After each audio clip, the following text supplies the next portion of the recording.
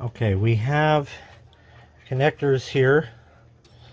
These two small connectors went through here and hooked up orange wire to the left connector. We have these wires here which are holding us up a bit. There's all sorts of connections there. This one went down in here and connected down to that connector. Power here and power in there. It's in there somewhere, probably behind that. Yeah, right there. But all the rest of the cables are free, and now there's one stuck down here. This connector here plugs in there very, very tight. This is right in the center with the big heat sink. Had to take the two screws for the power supply IEC connector out, and there was another screw on this side for the DVI and D shell connector. These three connectors here had to be removed.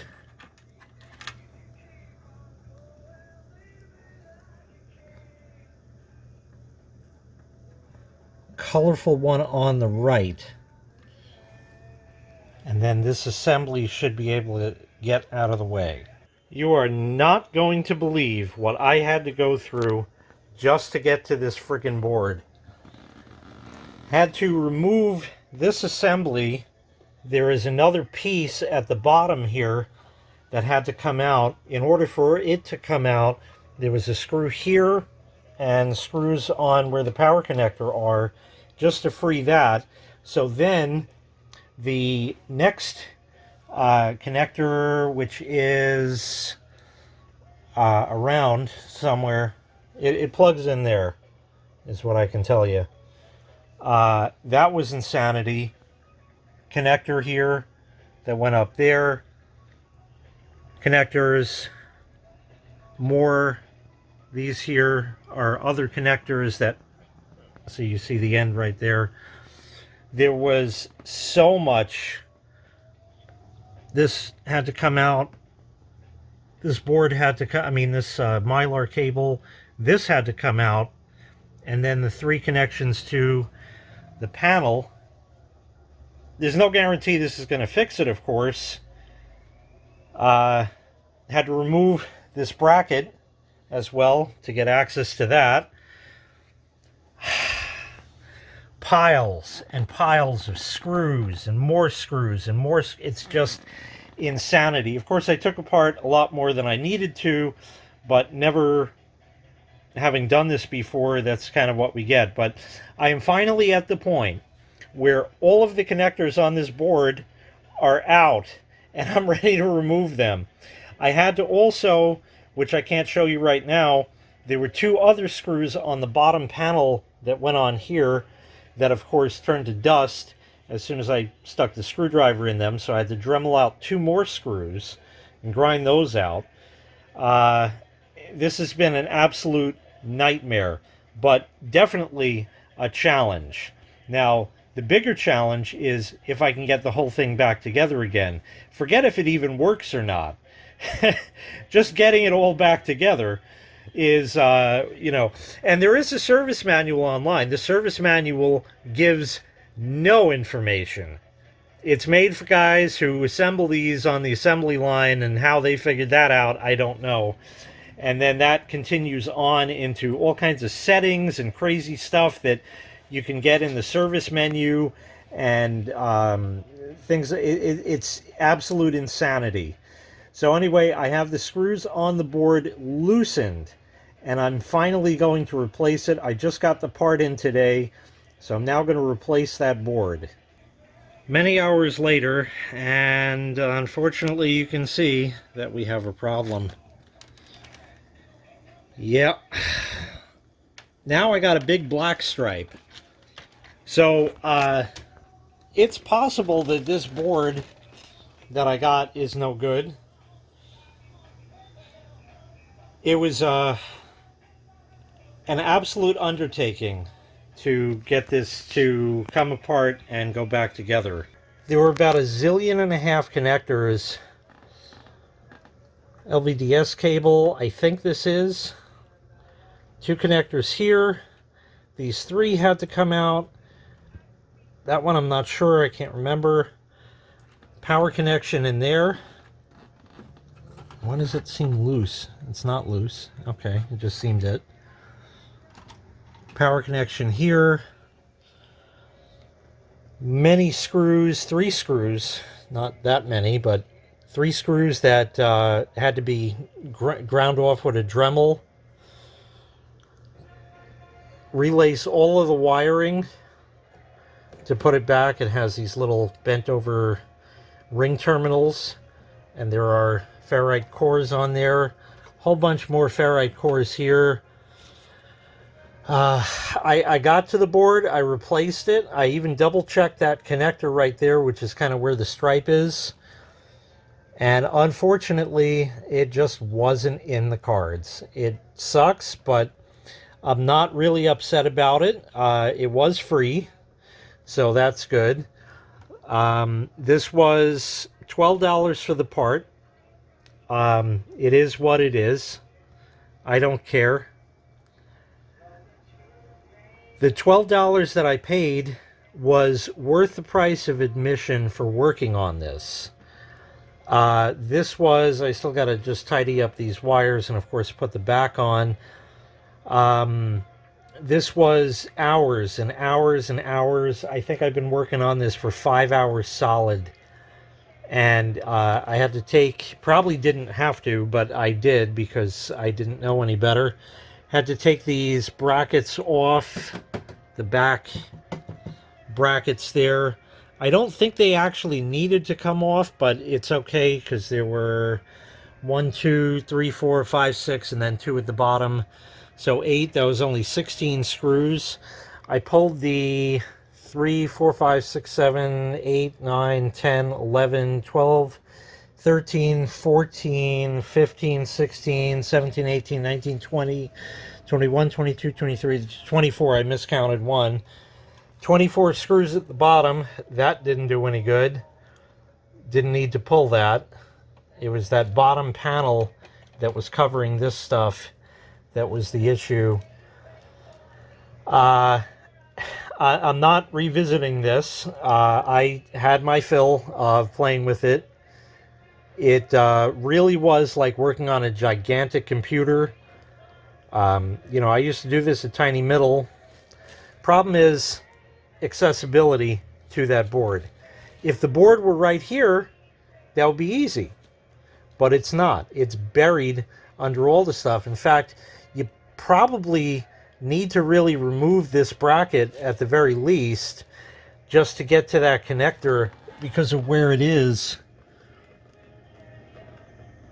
It's not this one, it's that one in there, and that's like directly behind this thing. So it's very tough to get your paws in there to do that. And then there was a connector up there, the white one, a flat panel connection, whatever you call them, connecting that to the upper board here, and I made sure that was in, and a little jumper wire that connected to the next board, which then had its own series of shit, and then another jumper to this one, which looks the same, and that has its connector there. So it was really the accessibility that sucked, and you can't get new parts for these, obviously. It's possible this board is no good. It's possible the panel is no good, because we had display before there, and now we get absolutely nothing. The panel's not broken, obviously, so I really don't know. It could just be a bad board, again, because we don't know. All the parts are used in that. So we just don't honestly know. And it's... I could do it again and get another board, but I don't think I could find another one for $12. Maybe I'll just look and see. But, wow. This was hell. Hell to do this. And unfortunately, you can't fix them all. It just wasn't in the cards. It was a freebie. If it worked, it would have been great. It's not.